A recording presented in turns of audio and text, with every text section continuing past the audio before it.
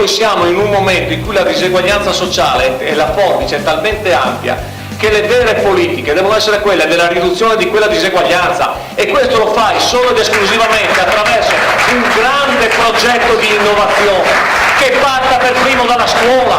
Non possiamo pensare che il tema non sia la scuola declinata in tutte le sue definizioni. Partire dalla scuola significa arrivare all'impresa, significa arrivare alla famiglia, significa arrivare a qualunque altro ganglo della nostra società. Noi non possiamo non pensare che questo sia il vero futuro di questa coalizione, di questa maggioranza. Noi partiamo dalla scuola, partiamo dal sistema dei saperi per arrivare a tutte le altre definizioni.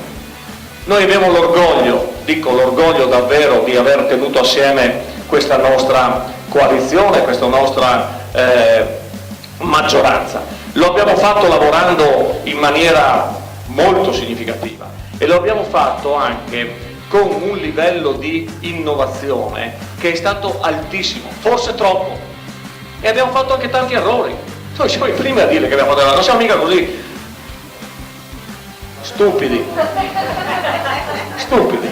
non siamo stupidi, sappiamo benissimo che alcuni passaggi li abbiamo sbagliati, ma molti altri li abbiamo fatti giusti, e quindi la tara va fatta alla fine dei 5 anni sull'intero percorso.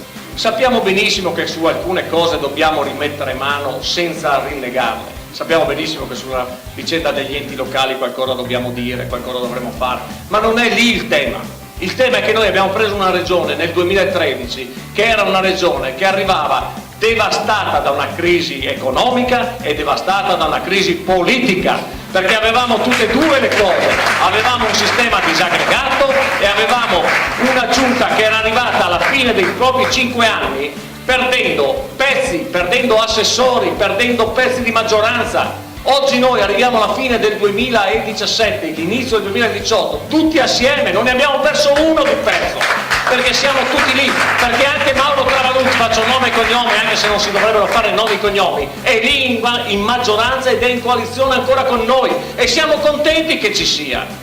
Non siamo coloro che dicono vai da un'altra parte, perché questo è il programma e su questo bisogna andare avanti assieme, e arriveremo assieme alla fine. Questa Presidente non ha cambiato un assessore, giusto, sbagliato, non lo so, ma il tema era che noi riteniamo con orgoglio che l'unità sia un valore e che su questo valore vada fondato poi tutta una serie di azioni.